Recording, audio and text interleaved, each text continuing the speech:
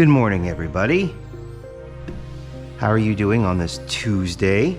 Moseying right along. It's going to be a hot one today. It was a hot one yesterday. Apparently it's going to be a hot one today. So there's really little to no reason for me to go outside. I don't really have a problem with heat. I just have a problem with sweating. If there's no reason for me to go outside, I do have to go get the mail. So probably later this afternoon, I'll go out and just go get the mail. Matt and his sister and father should be back today. All of the news is positive. He did very well, apparently. They've been with him. They were with him after the procedure yesterday. He had a heart ablation. They were with him today, and he should be checked out today. I don't know when. I would assume they'd probably want to run a couple of tests on him to make sure, you know, everything is as it should be or as they want it to be, and go from there. So hopefully they will be back today, maybe mid-afternoon, which means I'm gonna have to find lunch again, which is fine. I went to Panda Express. I haven't been to Panda Express in a very long time, and it's not terrible. I got chow mein, and then I got the orange chicken, and then I got some kind of supposedly spicy beef. The lo mein is an interesting thing. It's, it's like dried noodles, but they've got like a little bit of a weird chew to them, but they're not crunchy. They're just stiff. They're stiff. They don't make a crunch when you eat them. They're just kind of stiff, and they actually taste pretty good. Orange chicken has some orange flavor to it. You get a lot of breading. And then the pepper beef, or whatever it was called, it was like a red sauce covering the beef nuggets. It's basically like 3 steps from beef jerky, and then they've rehydrated it. And then the sauce was actually kind of nice. I mean, you don't taste the chicken, you don't taste the beef, you just taste the sauce, and which I think is by design. So it was an interesting experience. I'd not been there in a while, and you know, if that's a craving I may get back. I almost went to Long John Silver's. I was in the car. I was going down to water Dad's plants, since they were in Cleveland, because there are some that need to be watered every day, and then this heat is not helping with that process. So I went down, probably going to go down and water again today before they get back, just so everything is fine. Maybe I'll find something to eat on the way back then. But I almost went to Long John Silver's. The only thing that held me back was the fact that it was far enough away from the house to where the fries would have been as soggy could be. And I hate soggy fries. And their fries are fine, if they're the same kind of fries, because I think they fry them in the same stuff as they put the fish. It's just got this nice little crust on it, and you know, they're really good. But if they sit for a while, I mean like 5 minutes, if they sit for 5 minutes, they're mush, and it's bad. But I don't go there for the fish. I actually go there for the chicken planks, because I like the taste of the frying medium. The fish is, the fish is not okay, but, and we are talking about my palate here, so the fish for me tastes good, but I like the chicken much more. It's got more of the flavor that I'm looking for. And what's really funny is that none of it is any good for you. Frying is bad enough as it is. That's not good for you in any way, shape, or form. So this is Ramble Coffee.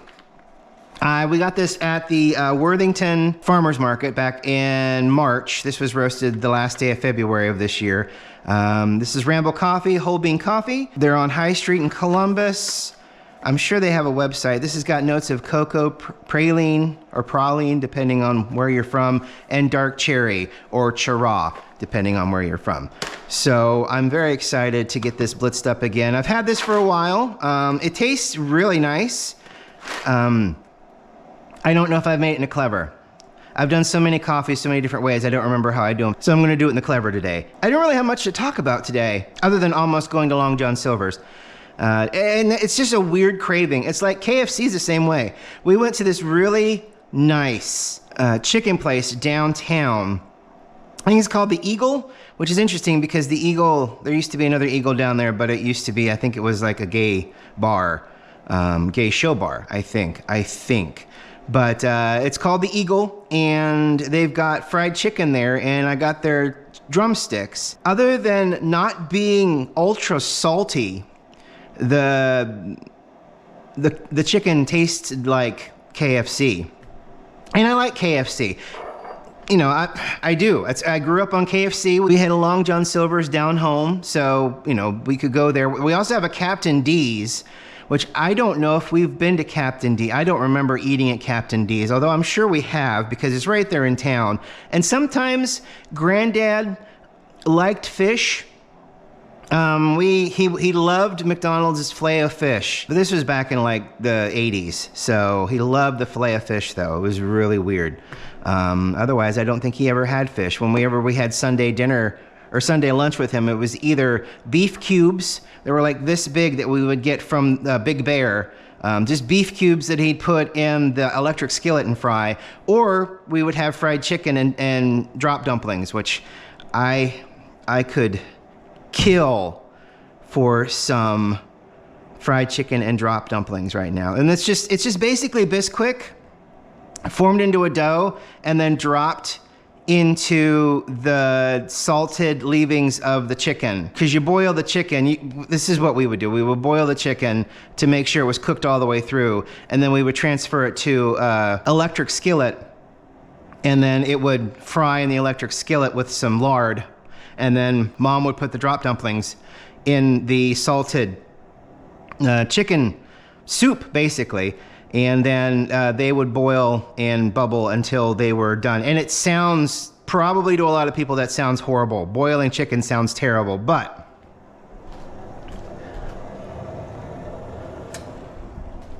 that's what I grew up on. And it was delicious to me. So, you know, and we had a KFC. I think there's still a KFC buffet in Marietta.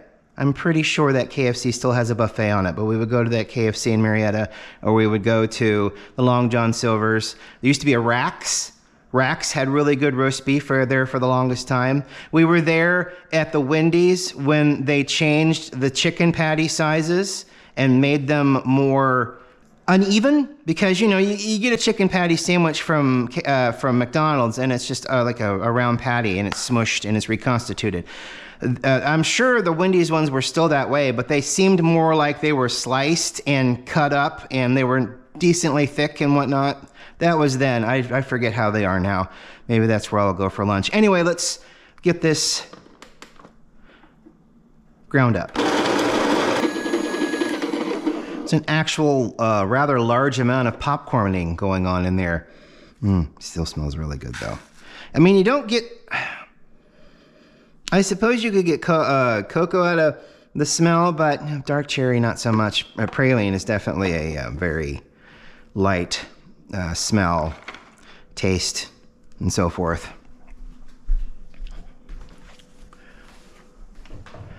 So let's put in our 400 grams. Start our timer. We will start our timer, and we will get it going. The sun's out, which is really nice and makes the day look really inviting out there, but it's going to be upper 90s outside. So the association, well, you said about 400. The association is definitely a lot more proactive than the last one, in that we will get emails, lots and lots of emails. Sometimes we'll get like 2 or 3 emails a day from them, letting us know of what's going on. And we got a heat advisory. So, and then they were telling us about the waffle truck that is coming. We've got, I mean, it's not a very big community around here, but they've got enough coming in to like planning parties and stuff like that to where they can hire food trucks. We had the Schmitz food truck, which, if you don't know what Schmitz is a sausage restaurant, basically, in German Village. It's German themed. It's not that great. They have these cream puffs. If you get a regular vanilla one, they taste like almost nothing. The sausage that I had from the sausage truck was a shriveled up mess. and was about this big and was definitely not worth the $12. It's pretty ridiculous. I think they used to be a lot better. I think the food truck used to be a lot better too. But it's just like there's just so many different German places to eat that are better in German Village than going to Schmitz. Schmitz is the German Village tourist trap. But if you open up your search a little bit, the surrounding area in German Village has so much more to offer. There's a place that offers authentic schnitzel. That same place has got this really nice morning skillet that's got corned beef and stuff in it, and it comes out in a big skillet and it's delicious. My grandmother was German. I don't know a lot about German food because unfortunately my grandmother died when I was very young. And that was my grandmother and grandfather that lived a football field away from our house. Dad installed the double wide trailer on land that his father gave him, my grandfather. So we were about a football field away from my grandparents' house. Unfortunately, Grandma died when I was very young, and Granddad died when I was about 13 or 14 years old, which, he was something. But yeah, I already told you about how we cooked food. I mean, it wasn't a cast iron skillet. It was a steel, basically a square about this big, and you plugged it into the wall, and there was a little temperature control gauge that was covered in grease and grime that never got cleaned. And that's how they fried stuff. There was like a touch of lard in the bottom, and then just flipping the chicken 3 or 4 times. They might have put flour on it, but it certainly wasn't the sophisticated 3-dip method where you got your wet, your dry, and then your breadcrumbs, or even 2, which is your wet and your dry. It was just pull the boiled chicken out, flop it in some flour, and then throw it in the lard that's in the electric skillet.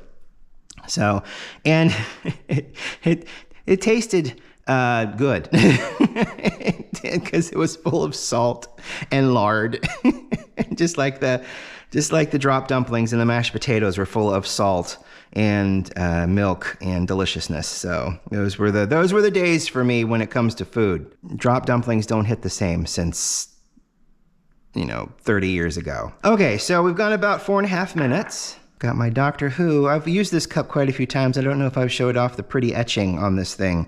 It is a TARDIS, a Whovian.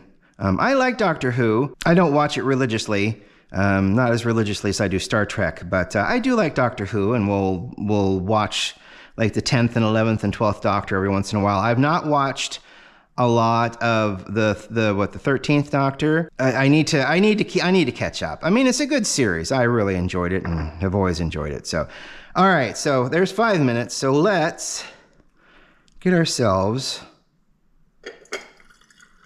some coffee. I didn't stir it. I probably should have, but that's okay. We can read the tea leaves. We can read the coffee leavings and get our future for today and see how it turns out.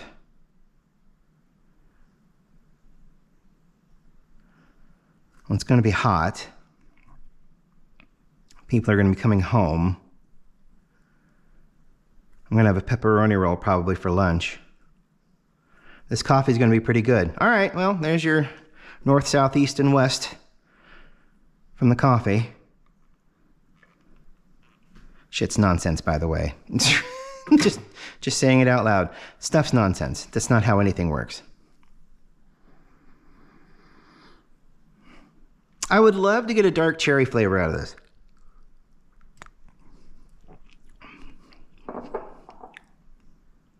But I mean, it's a tartness. That's kind of what you get. It's not necessarily, it's like, I know I've said this before, but a lot of the notes are just guesses. You know what? That kind of tastes like cherry. And as I've stated before, I don't think I've said it for a while, but these notes are derived from the person's personal taste, how they taste, the water that was used, the grind, the type of grinder, because a burr grinder will give you A conical burr grinder will give you a different flavor than a flat burr grinder. Yeah, I mean, there's a tartness to it. To be honest, my limited palate that loves KFC and Long John Silver's doesn't necessarily get praline in very limited cocoa. So like it's notes or hints. Notes are guesses. Notes are, this is what I felt when I drank this. This is my spiritual awakening, and my spiritual awakening is tart cherry. A little dark cherry, which dark cherries are usually sweeter, aren't they? I think. Aren't they? I think all cherries are kind of tart. It's just, there's just a level that you get. And this is nice. I like it. Ramble Coffee, Columbia Narino. Grown by Fundam Co-op. And you can kind of see in the single origin, there's a little dot right there. Must be where the co-op is.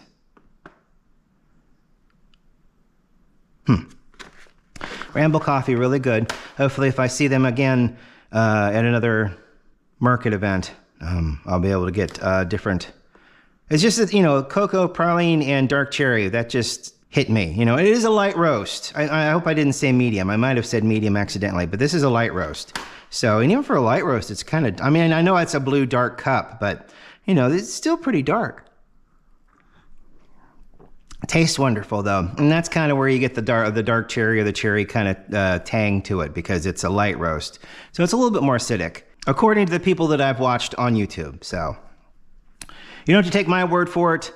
People that actually get paid to taste coffee have said it out loud. So thank you so much for watching today. I'm not going to be doing a coffee tomorrow, but I will be doing one on Thursday. So look forward to that if that's something that you look forward to.